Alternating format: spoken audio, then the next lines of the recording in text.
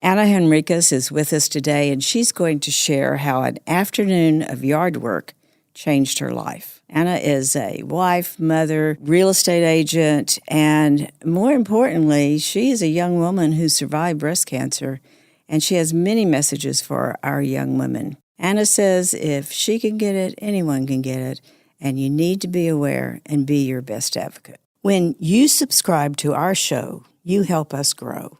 Someone you know may need to hear this story, so please share with your family and friends. And consider supporting our mission. Your donation can help save the life of an uninsured woman. Let's talk about your breast. A different kind of podcast presented to you by The Rose, a breast center of excellence and a Texas treasure. You're going to hear frank discussions about tough topics. And you're going to learn why knowing about your breast could save your life.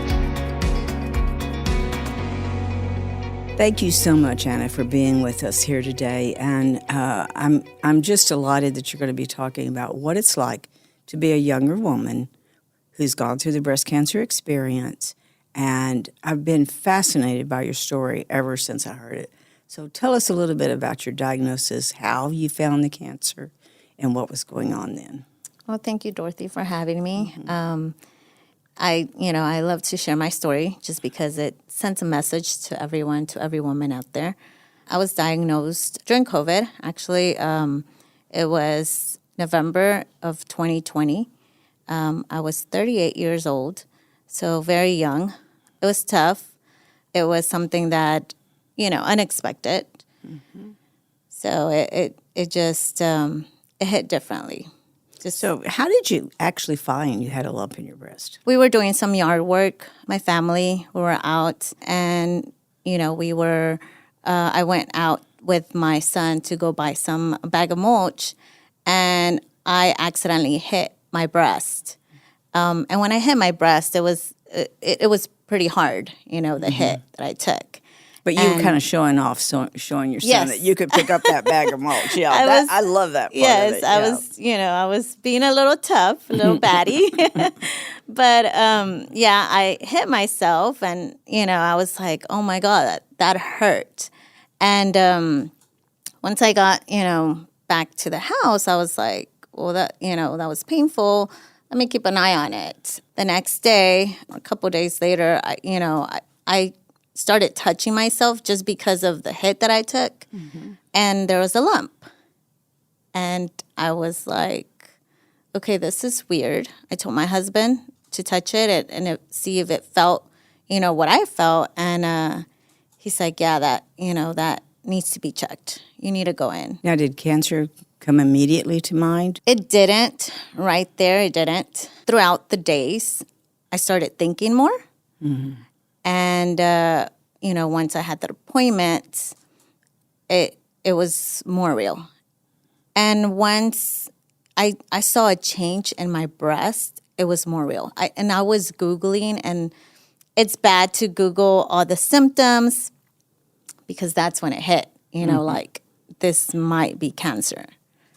Yeah, we always tell women, don't go Google, but everybody does. I would, it's human nature to try and find out what's going on. Exactly. Yes. So you were diagnosed, and it's a definite now. It's breast cancer. Yes. But you were uninsured. Correct. They told me it is breast cancer, and I was devastated, of course. That day, I got in my car, and I cried, and I got home and I cried even more. It was just, why? Like, I know every cancer patient asks the question, like, yes. Why me? And it's hard. That part, I believe, was the hardest part for me, the diagnosis and getting through it and learning to accept it. Yes. Yes, during COVID, was your husband allowed to go with you, or no? You were mostly alone. Yeah. Everything throughout the treatment, he wasn't allowed to go. Yeah. He would just drop me off, pick me up. That was it. And yes, I was uninsured. Back to your question. So I was just, at the beginning, I was just trying to find my way to, because it was so much being diagnosed and then being uninsured. It was just like, how am I going to do this? How is this going to work for me?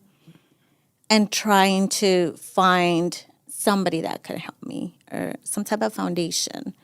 So how did you find out about the rose? I did so much research online, and it's just so weird how at that at that time it wouldn't. I was not getting to the rose at all. So I would go to there's an address that it sent me to, and I went there, and I believe it was a hospital. So I went to go ask how can I get insured? Is there a foundation that can help me? What can I do? So that's when they directed me to the rose. Yes.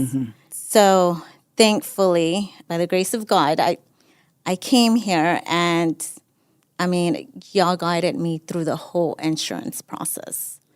And this was like through the state program, right? Yes. So, I couldn't have done it without the rose. I don't know what I would have done, but it was tough. Just being COVID, my diagnosis, and being uninsured, it was bad. It was. I didn't know a way to get through anything, and I was trying my best, and I'm so thankful for the rose to have been there for me. And so the program that you're talking about is our patient navigation program. And some of our listeners don't know about that, but it is a program that helps the uninsured woman get into treatment.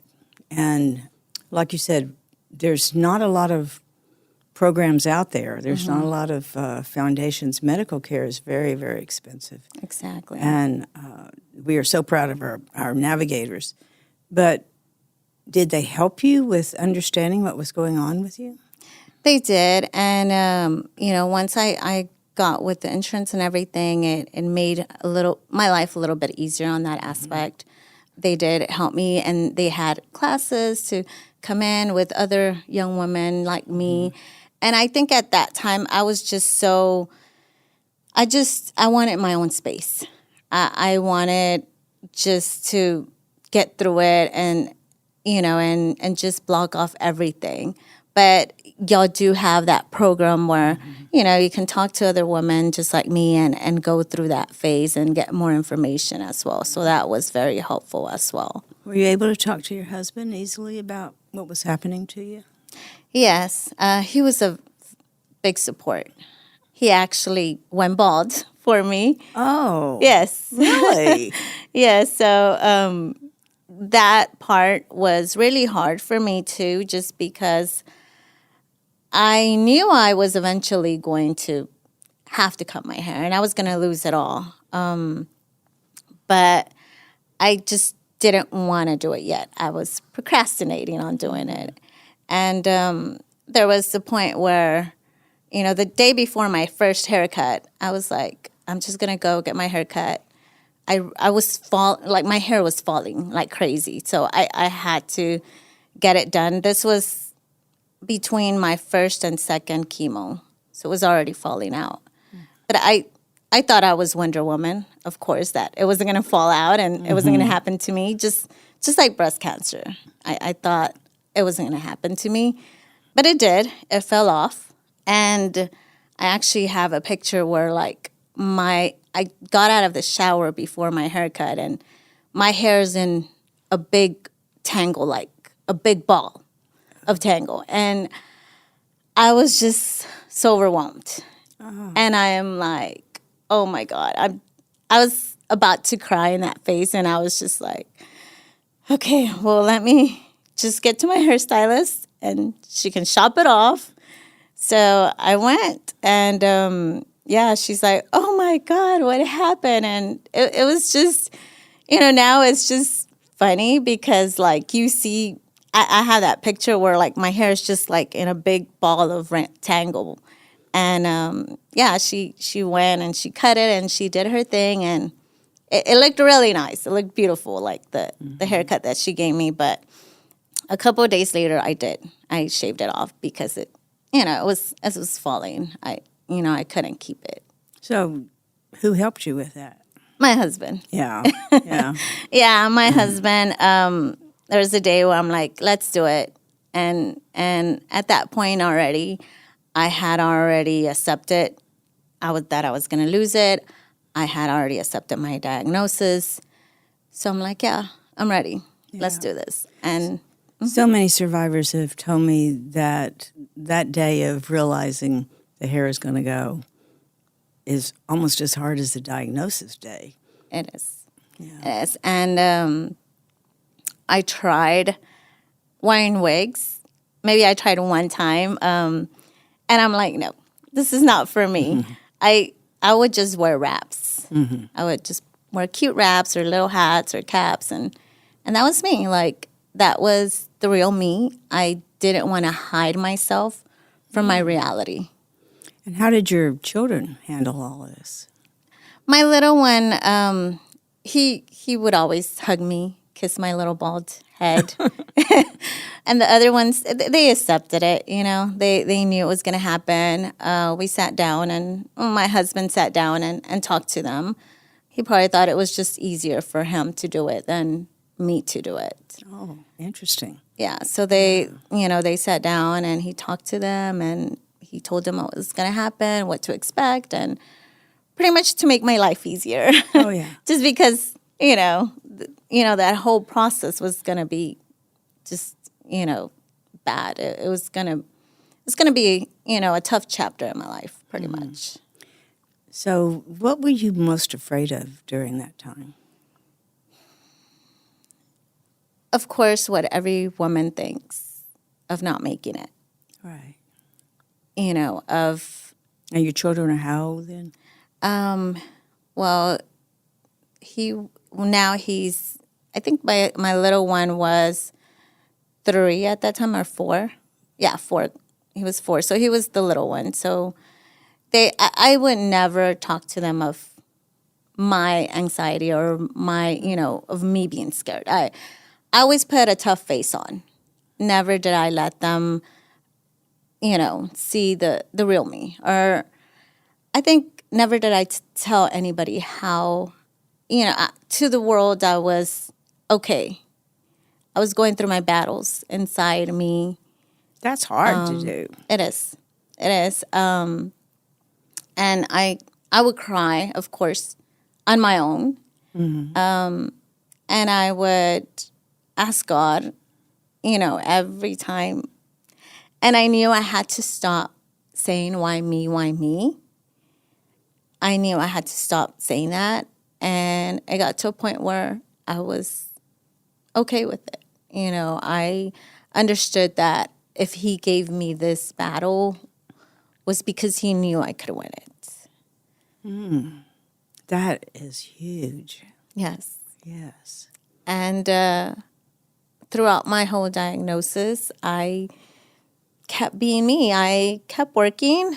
And you're a realtor. I am, yes. Those were actually my best years of real estate. Yes, during COVID. I was closing one home after another, and I was doing that thing, Mm-hmm. Even throughout everything. I would get up and I would head out. I would do my workouts. I'll go to the gym, get home, get ready, go to work. And I wouldn't stay home. I just felt like I had to be me, and I still had to keep going. And I wasn't going to let cancer win. So, Ana, do you think being Hispanic made any difference in how you understood cancer or how you handled it? Or did anyone in your community seem extra concerned? Or we always hear different stories. It doesn't matter what community, but there's so many myths and so many misunderstandings. And then there's this is how I did it. Mm-hmm. Did you have a lot of that? So, in the Hispanic community, it's not in my family, it's not very common that one of our family members has cancer. Right. So it took everybody by surprise. And it's just that, with Hispanics, we're scared of, getting diagnosed with something like that, with an illness like that, because we procrastinate. We don't do our yearly exams. We don't do our checkups. So I feel like being Hispanic maybe did have, it did make a difference on the way, because whenever I was diagnosed and I was 38, I had no idea. I wouldn't hear about cancer. So I had no idea that this could happen to me. Right. I mean, I knew about cancer. I just didn't, I never thought, you never think. And, just with Hispanics, we really don't get, now I've seen more Hispanic women, of course, being diagnosed. Yeah. But I feel like it's a lack of us, going out there and getting checked, and even us getting ourselves checked. Right. And listen, I have to tell you, that's not just Hispanics. That is being a woman. I mean, you wouldn't let your child not have their checkups. But if it comes to you go, maybe I won't do it this year, or, things get in the way. And it's always that thing of taking care of everybody else, doing what we have to, and putting ourselves last. That's a big message that we try to tell women. This is not a time to put yourself last. Exactly. Yeah. Now that I see it, of course, I'm like, I wish I could have done this differently.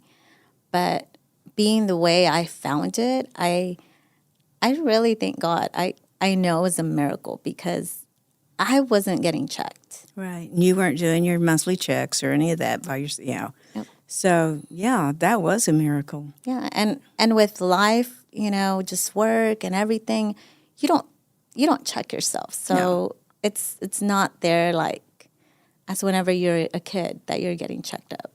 So how long were you in treatment? So I believe it was a whole year. I did chemo, and I did chemo for 6 months. I did one of the toughest chemos that is called the Red Devil, and that's tough. So that was 4 treatments of that. And after that, it was the rest. After that, I finished chemo, then I went into radiation. I got radiation, and, then I went to surgeries and deep flap. So it was... That's a healing process. Oh, wow, yes. Yes.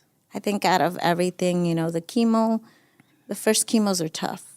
Just because your body doesn't know what to expect from all the medicine.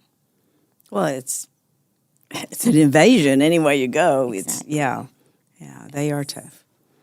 Yeah, so, and, getting a deep flap, it's a big decision, getting a double mastectomy and getting your deep flap. Because this was really only in one breast? It was only one breast on my left, yes. But it was a good decision, or you felt like it was a good decision to do. I wanted to avoid, yes, not getting it on my other breast. Right. So I went for a double mastectomy, which, I took out both of my breasts, and we did expanders. So when we did expanders, I got an infection on my radiated breast. So that also was another hit. I had to go get it out, and now it was just like, okay, I don't have my breast, but I have expanders. Now I have to get this one out. So, that it's taking away your womanhood with already getting your breast out. And, they gave me 2 options. Either I could do implants, or I could do a deep flap, which is your own fat. Your own fat, yes. Which I went. Abdomen area. Yeah. Exactly.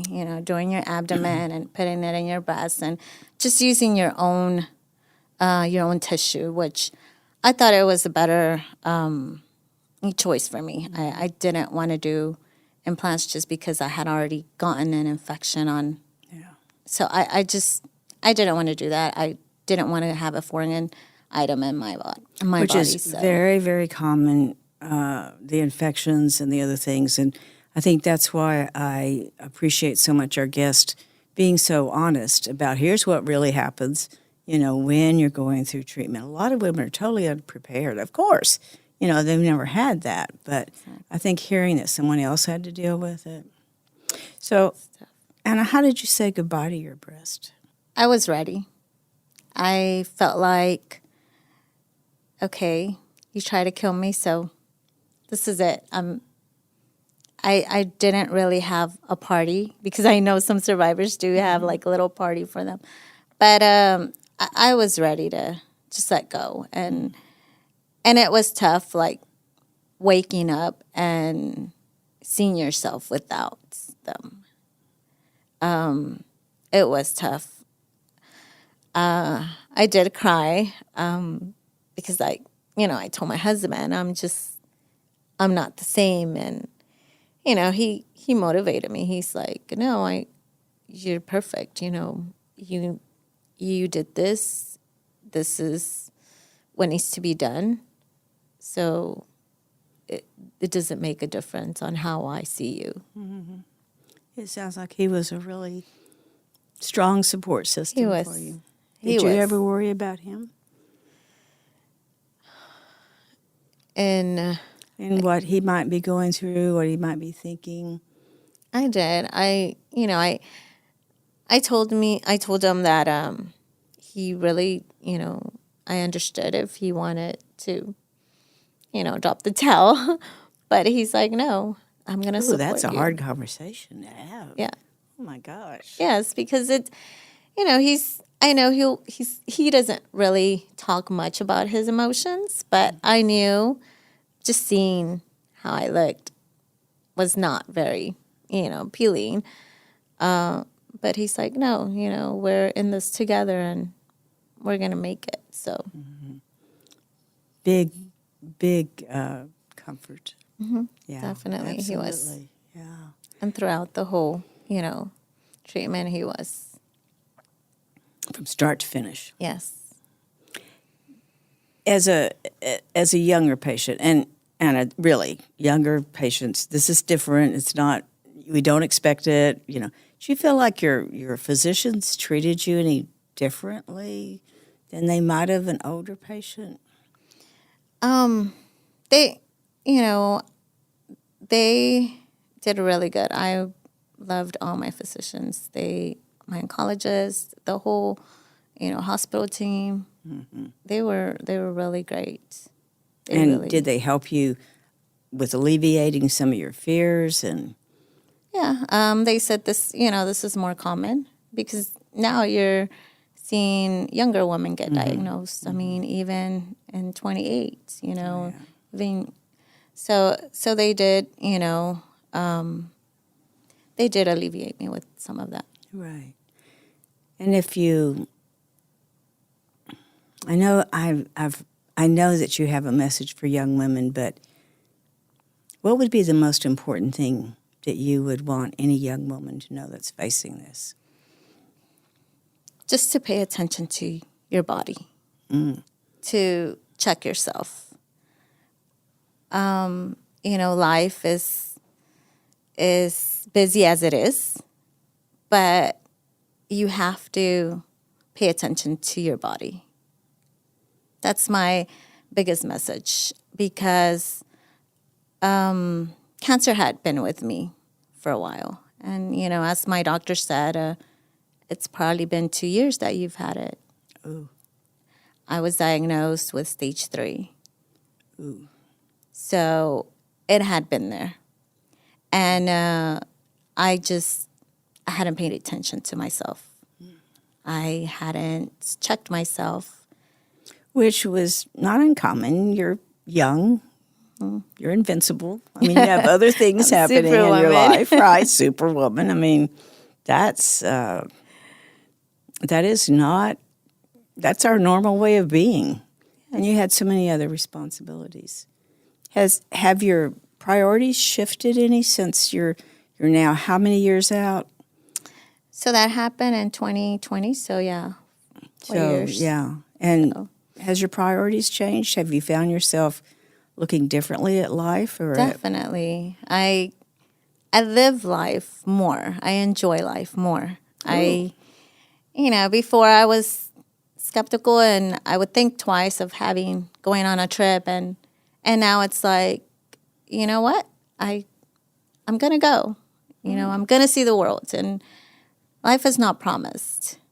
And a blink of an eye, your whole life can change, as it did to me. So now I want to enjoy. I enjoy my kids more.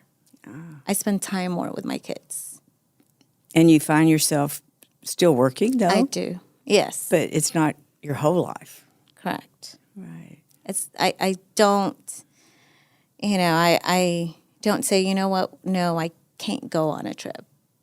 I say, you know what, let me work it with my work schedule and let's go. Yeah. So many people work their time off around their work schedule, and it really could be the other way around. Here's my time off and my time out of here, and we'll make the work schedule work. Yes, and luckily I'm in real estate, so I can do that. Right. I have that opportunity to work it with my schedule. But you still have to be there, and you still have to show up, or you don't sell any houses. I know. Yeah. Well, I don't make money. No. Yes. No, and that's so important. Yes. I think having the kind of work that you have where you had to be out and you had to be in front of people may have been a blessing, because you, like you said, you had to put on your tough face. I did. Yeah.